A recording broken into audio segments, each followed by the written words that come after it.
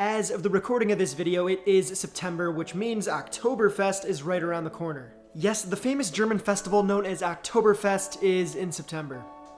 Yeah, I don't really get it either, but we're gonna roll with this one. No matter the month, in honor of Oktoberfest, I thought it might be appropriate to make a sausage known as the Bratwurst. A Bratwurst, or braht for short, is a fresh sausage, which means it's never been cured or smoked, right? This is fresh meat and we're putting it in a sausage casing.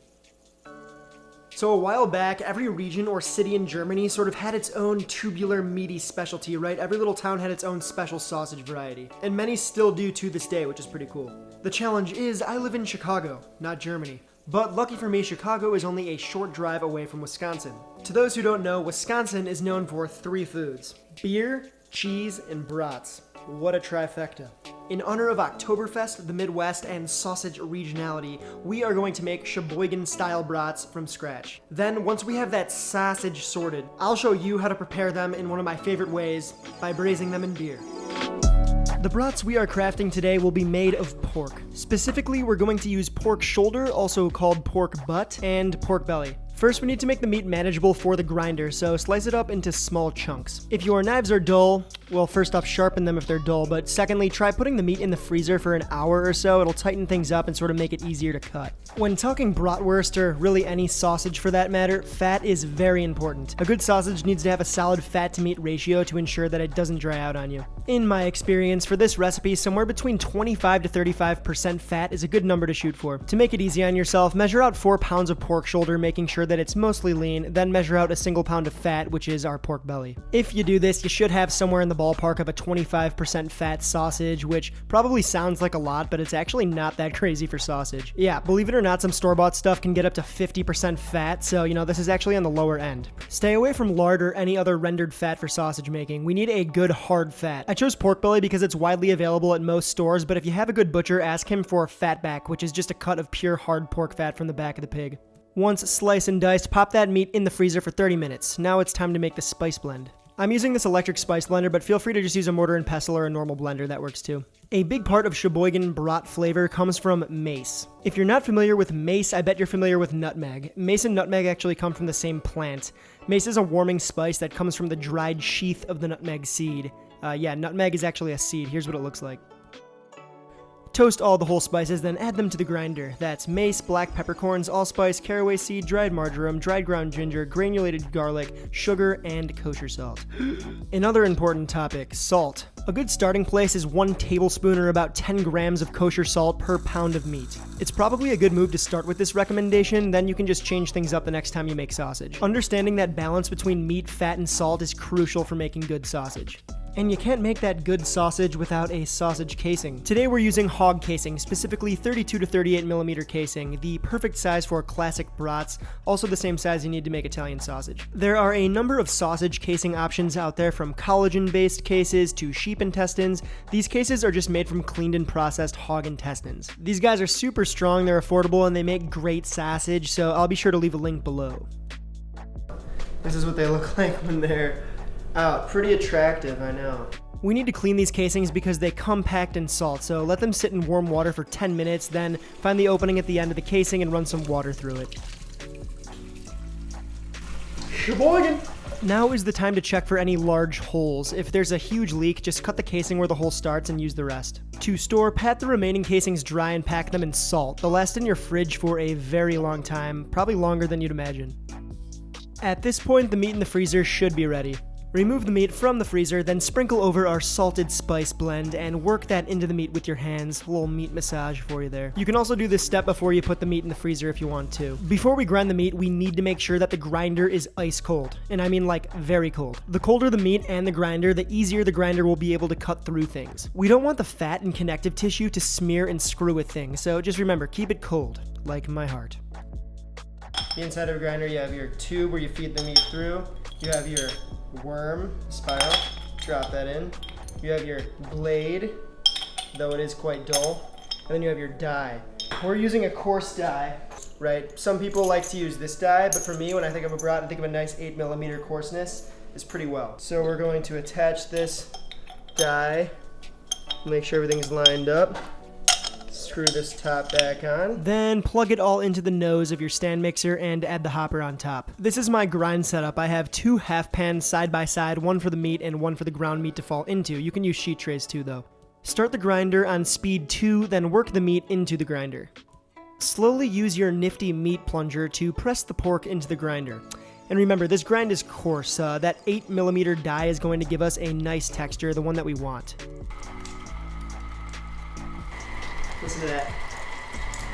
That's ASMR. Notice how the lean meat and the fat are still separated. That's good, no smearing.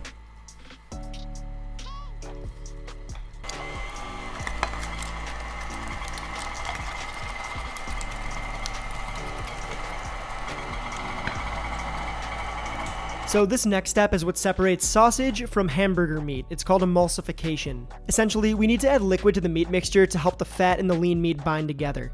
However, I want these brats to be only slightly emulsified. I like my brats with a little bit of texture and coarseness to them. In the bowl of a stand mixer on speed 2, using the paddle attachment, work the meat around and add the apple cider vinegar and cold water. Mix the meat around until it just barely begins to homogenize. You can also do this step with the food processor if you have one. Once you understand the relationship between fat, salt, temperature, and the grind you want, you'll be able to really make almost any sausage you want. So, dreams really do come true, child. The meat is ground, seasoned, and slightly emulsified. The casings are primed for stuffage. It's time to make some sausage. Pop the stuffing attachment onto the grinder and roll on the damp casing, just like they taught you in health class.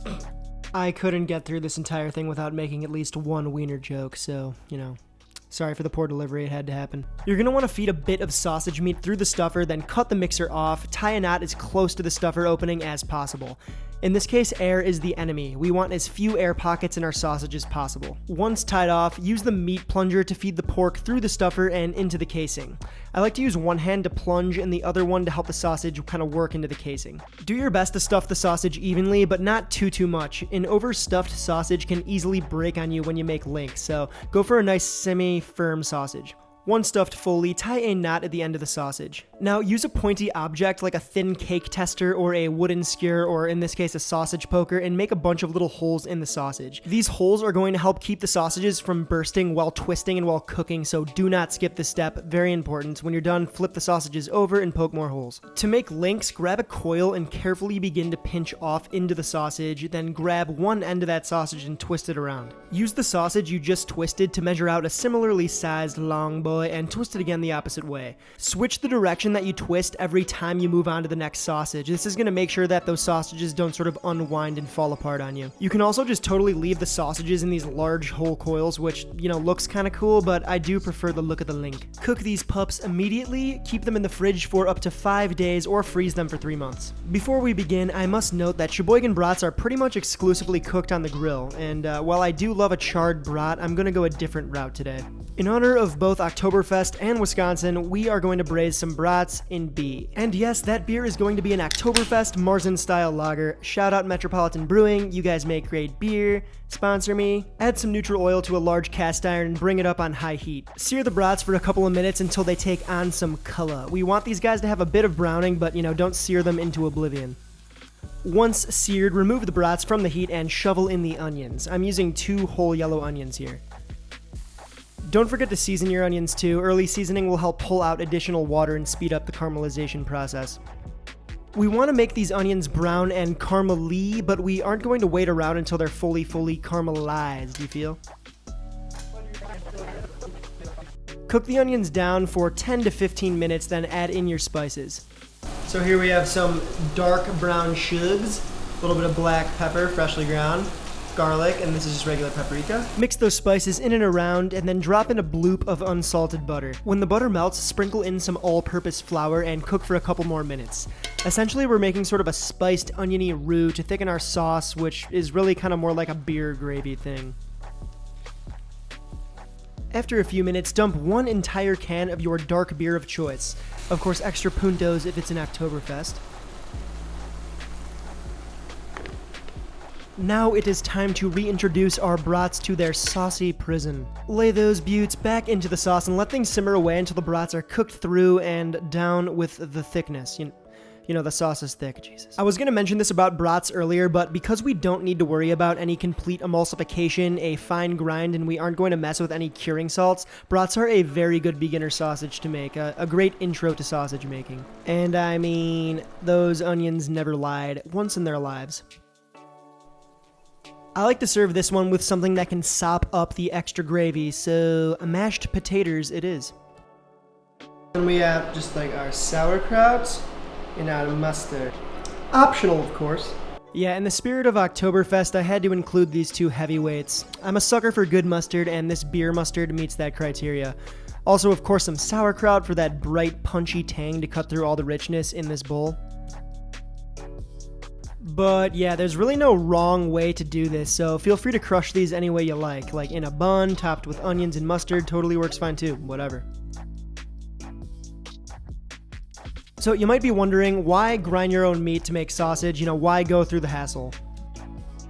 Making sausage from scratch allows you to control the amount of fat and flavoring in the sausage, and as far as fresh sausages go, you can really tell a difference.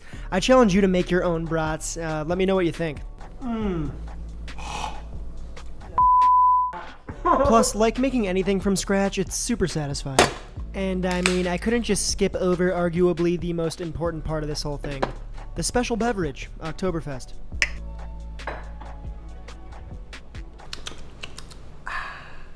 Oktoberfest.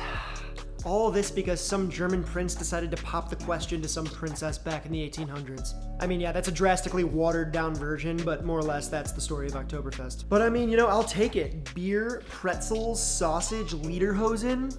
Yeah, that's my type of partay. Summer is coming to an end here in these parts, and there's really no better way to prepare for the shorter, colder days than, you know, with a bunch of tubular meat, friends, and beer. Come on. To those of you still here, you are the bun to my braht, the mustard to my sauerkraut. But for real, I appreciate all of you who stuck around and who are continuing to watch these videos. Thank you so much for your support. I love y'all.